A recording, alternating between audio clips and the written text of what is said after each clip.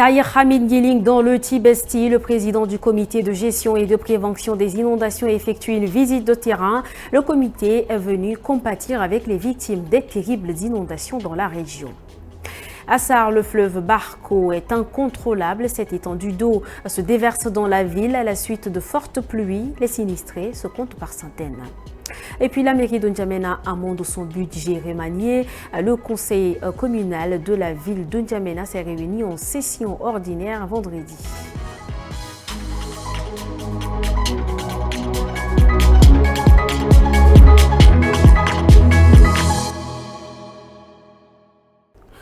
Merci de vous informer sur Tchad Info TV. Bonsoir et bienvenue au 19h45. Une mission du Comité national de prévention et de gestion des inondations conduite par son président, Tahir Hamid Giling, est à Bardaï dans le Tibesti. Elle a effectué ce vendredi une visite de terrain pour compatir et assister les victimes des inondations. Tibesti. Il y a quelques jours de cela, une cinquantaine de personnes périssaient ici. Elles étaient emportées par les inondations causées par la forte pluviométrie qui frappe de plein fouet le pays. Et ce matin, une délégation ministérielle du comité de gestion et prévention des inondations est sur place. L'objectif de cette visite, compatir avec les familles des victimes et les assister. C'est le moment de se ressouder et de mobiliser la population laborieuse du Tibesti pour que la souffrance s'allège. Nous avons bien suivi qu'il y a eu des déversements de cyanure et des substances quand même chimiques dans certaines zones qui ont été emportées par les eaux. Le ministre de la Santé est ici. Les dispositions sont prises pour que des équipes se déploient très rapidement avec les moyens qu'il faut pour regarder la situation de la potabilité de l'eau dans l'ensemble du Tibesti. Une inondation inédite dans cette zone du Tchad, complètement désertique. Sur l'ensemble du territoire national, ces inondations ont fait des centaines de sans-abri. Pour l'instant, aucun chiffre n'est communiqué. Le fleuve Barco, à Sarre, chef-lieu de la province du Moyen-Chari, déborde dans certains quartiers environnants.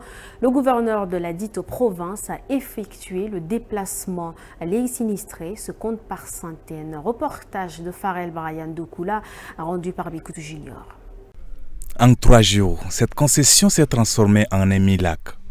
Des eaux déversées par le fleuve Barco dans la ville de Sarre. Une crue due à la forte pluviométrie enregistrée dans la ville. Impuissants, les habitants de ces quartiers inondés, Kamachi et Maingara, crient à l'aide. Généralement, c'est en mois de septembre qu'il y a des genres d'inondations et en une semaine, ça repart. Et aujourd'hui, nous sommes le 21. Vous imaginez, 21 jusqu'à fin septembre, c'est pas. Jusqu'où ça va s'arrêter, on ne sait pas. Donc nous voudrons bien demander au gouvernement d'hâter les pas, de venir rapidement à nos secours. Sinon, bon, il y aura certainement des victimes, surtout les enfants. On est dans l'eau depuis 6 jours maintenant. Et l'eau continue toujours à avancer. Et dans ma concession précisément, moi je suis obligé d'héberger mes enfants là, dans les chambres. Parce que la cour, tout est inondé. Il n'y a pas un petit espace libre comme ça. Donc vraiment c'est défavorable. Dans la matinée du 22 août, le gouverneur de la province du Moyen-Chari constate le désastre. Il appelle à l'aide. Nous sommes venus pour aider les gens pour aller les faire déplacer. On est obligé de les déplacer parce que vous avez, tout le monde est dans l'eau. Donc tout l'arrondissement est presque dans l'eau. Alors ça, c'est le début. Donc vers la fin de ces mois, ça va encore être beaucoup plus pire. Et avant-hier, ici, il n'y avait même pas de l'eau. Donc ça, c'est le débordement de Barco. Donc ça continue vers à l'intérieur de la ville. Voilà, nous demandons maintenant l'intervention de tout le monde. La montée de ces eaux n'a pas seulement touché les habitations. Elle a aussi affecté les champs de maïs et de sorgho. La commune de N'Djamena tient sa deuxième session ordinaire. Le conseil communal de la ville de N'Djamena s'est réuni en session ordinaire vendredi, ouvert par le secrétaire général du gouvernorat. Cette session, qui est la deuxième de l'année, vise à amender le projet du budget remanié. Compte rendu d'Orim Teta Alfred, Abakar Lambert et Ngena Oudom Cynthia. Le quorum est atteint pour cette deuxième session ordinaire. Sur les 28 conseillers, 24 ont répondu présent. Une assise qui vise à examiner l'exécution du budget primitif au 31 juin 2024 et valider le budget remanié. De janvier à juillet, nous avons intervenu dans certains arrondissements pour reprofiler les rues dégradées et effectuer les travaux de colmatage de nids de poules sur certaines avenues. Nous avons également procédé à l'embellissement de la ville par la réfection de certains ronds-points et surtout veiller à l'entretien des espaces verts. La délégation générale du gouvernement auprès de la commune a déploré la régression dans les recettes. Cette régression a pour cause de non-exécution de certaines tâches dévolues aux agents. Alors, mettez de l'accent sur la prise des sanctions contre les agents indélicats, responsables des déficits et des opérations et des déperditions des ressources communales. Le budget remanié soumis à l'appréciation s'élève en recettes et en dépenses à plus de 14 milliards 500 millions contre plus de 15 milliards 500 millions précédemment, soit une baisse de 6,14%.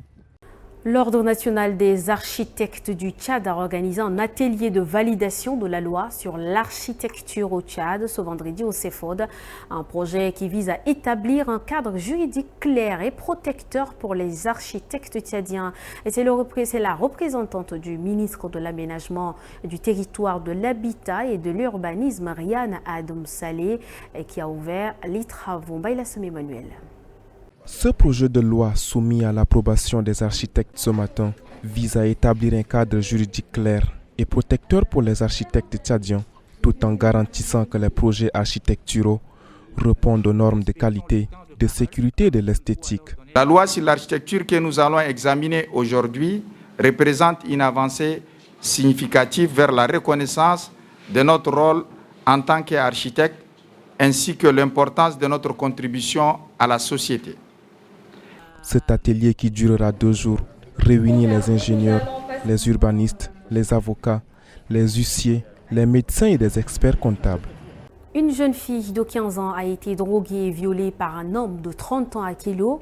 Le ministère de l'Enseignement supérieur a rendu public le calendrier académique 2024-2025. Le ministre des Affaires étrangères, Abdrahman Koulamala, a rencontré son homologue japonais, Yoko Kamikawa. Le développement de tous ces points dans l'actualité en bref. Dans l'actualité en bref, ce vendredi, en marge de la conférence internationale pour le développement de l'Afrique qui se déroule du 24 au 25 août à Tokyo, au Japon, le ministre d'État, ministre des Affaires étrangères, Abdrahman Koulamala, a rencontré son homologue japonaise Yoko Kamikawa ce vendredi 23 août. Cette rencontre a permis aux deux délégations d'explorer des sujets d'intérêt commun dans le but de renforcer la coopération bilatérale entre Tokyo et N'Djamena. La ministre japonaise a salué l'humanisme dont fait preuve le peuple tchadien sous le leadership du président de la République, Mahamat Idriss Déby Itno, en accueillant les réfugiés soudanais. Une jeune fille de 15 ans a été droguée et violée par un homme de 30 ans à Kélo le 8 août dernier. Et selon les témoignages de la victime, l'homme l'a forcée à avaler plusieurs comprimés avant de l'agresser sexuellement chez lui. L'examen médical a révélé des blessures physiques et un traumatisme psychologique chez la fille.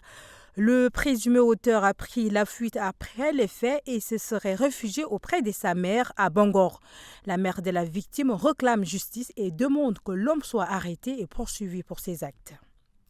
Et pour finir, le ministère de l'Enseignement supérieur a rendu public le calendrier académique 2024-2025 des établissements d'enseignement supérieur, de la recherche scientifique et de la formation professionnelle. C'est par un arrêté signé le 22 août. D'après le calendrier, l'orientation, les pré-inscriptions et les inscriptions en cycle licence et master commencent le 2 septembre, qui est aussi la date de la rentrée administrative. Le 2 octobre débutent les activités académiques. Les sélections et inscriptions en thèse de doctorat ont lieu en novembre. 5 présumés voleurs de câbles électriques du site pétrolier de Komé, dans la province du Logone oriental, ont été présentés aux autorités administratives et à la presse ce 23 août à Doba. Tolobé Dieudonné à Somor Jumlila. Cette fois-ci, ils sont tombés dans les mailles du filet des agents des forces de l'ordre. Ces 5 présumés voleurs opèrent sur les sites pétroliers de Komé. Régulièrement, ils dérobent les câbles électriques de ces sites. Parce qu'il vient à partir de 24 h, 2 h du matin, 3 h, avec un nombre de 40 personnes, 50 personnes pour détruire l'installation pétrolière. Et il menace toujours les forces de la sécurité de Komé. Et depuis, ça fait 48 heures, là, on est toujours à la recherche de ces gens. Pour le gouverneur de la province du Logone oriental, Toké Dadi, c'est déjà sa 9e fois d'assister à la présentation des présumés voleurs des câbles électriques de Komé. Pour lui, c'est du sabotage, ce qui se passe à Komé. Comment comprendre que de simples citoyens de différents âges s'adonnent à cette pratique de sectionner les câbles des installations, n'est-ce pas, des puits pétroliers à Komé. Le phénomène commence à prendre d'ampleur. Et quelque part, on nous a dit que ça prend d'ampleur pour 2 raisons. Tant que les receleurs qui sont à la recherche de ces produits-là ne sont pas mis hors d'état de nuire, le phénomène continuera par faire des dégâts sur les installations pétrolières. Après avoir félicité les forces de l'ordre et de sécurité pour leur vigilance, le gouverneur demande à la justice de faire normalement son travail.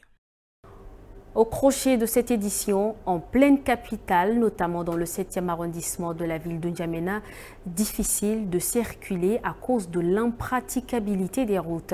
Alors, un nouveau moyen de transport se crée, les pirogues. Depuis quelques années, ces pirogues, communément appelées markaba, viennent s'ajouter aux moyens de déplacement en période de pluie et surtout quand l'inondation menace les quartiers. Regardez. Ils officient ici comme piroguiers, pas sur le fleuve Chari, ni sur celui du Logone, mais plutôt sur les eaux de pluie qui ont submergé la voie principale reliant le marché d'Abena au quartier Atrone. Engar, ainsi que les autres piroguiers, se frottent les mains. C'est un moyen de subsistance pour nous. À la fin de journée, on peut se retrouver avec un 5 000 francs ou 6 000 francs. Une partie nous permet de nourrir les enfants et l'autre, on l'économise pour réparer la pirogue en cas de panne. Des clients, il n'en manque pas. Chaque jour, femmes et hommes passent par ici pour vaguer à leurs occupations, malgré les risques que cela comporte. Dans certaines conditions, ce sont des enfants qui nous dirigent, des fois arrivés au milieu, des fois le pirogue veut s'incliner pour que ça nous renverse dans l'eau. C'est vraiment risqué.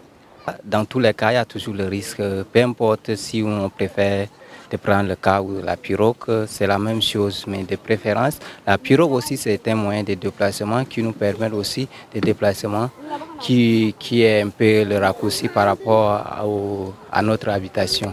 C'est très risquant et nous avons tellement peur, mais il n'y a pas d'autre choix. Parce qu'il faut aller travailler. Comme nous sommes attachés à notre mission, nous sommes obligés d'emprunter sous tous les risques pour aller. Jusqu'à ce que les eaux se retirent d'ici quelques semaines, les piroguiers ont de quoi se faire un peu d'argent avant de repartir sur les eaux des fleuves.